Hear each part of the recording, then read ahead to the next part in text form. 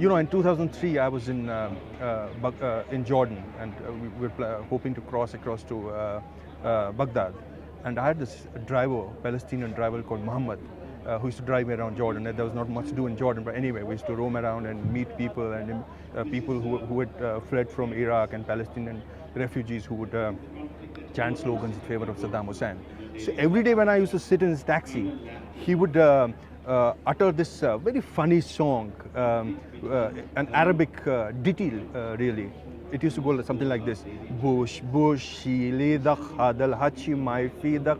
So I used to find it very funny. So one day I asked him what it really means. So roughly translated in English, it means, Bush, don't put your hands into Iraq.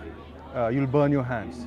So after a point of time, a couple of journalists, we got together and we managed to pull some strings within the Jordanian government, and they allowed us to cross over to this border called the Al-Karama border, which is the beginning of Iraq, on the Jordan-Iraq border.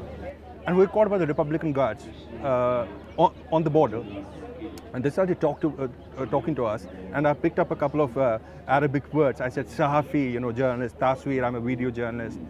So all of a sudden, the chief of the Republican Guard there, he became hostile all of a sudden, and they started cocking their AK-47 rifles. Oh my God. And there's this woman, Romanian journalist with me. I'm looking at her,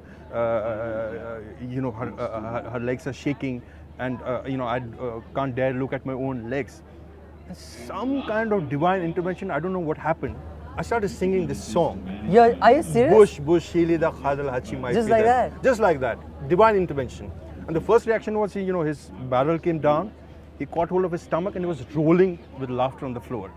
So for the next about 1 hour, that's a very cool story. He made, he assembled everyone and made me sing this song about 50, 60 times.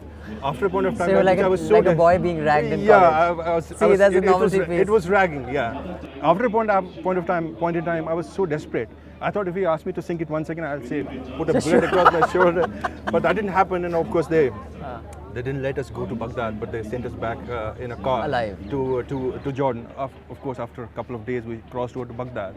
So when I came back from Baghdad after my reporting, I realized that I was so stressed that I'd forgotten the PIN number of my ATM card. Now, it may be a small deal for you, but it's a big deal for me because I have a John Nash kind of fascination with numbers. I would even remember my 10th class exam roll number. It was 616564.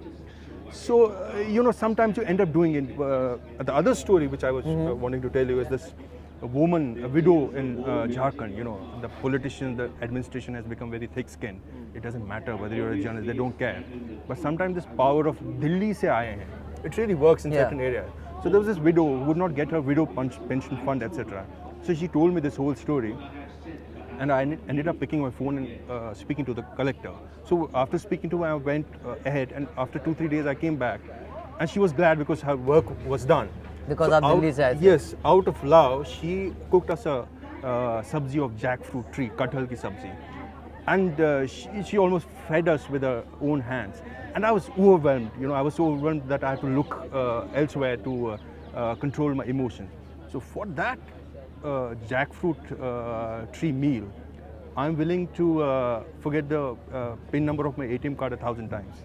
Fair enough, but still the reality, if you break it down in basic terms of going out there and getting the kind of interviews that you need to do a book like Bastar. Well, it's very difficult, let me put it this way. It's becoming increasingly... So then does it surprise you that because the cost-benefit analysis is so dismal, such few people actually do it?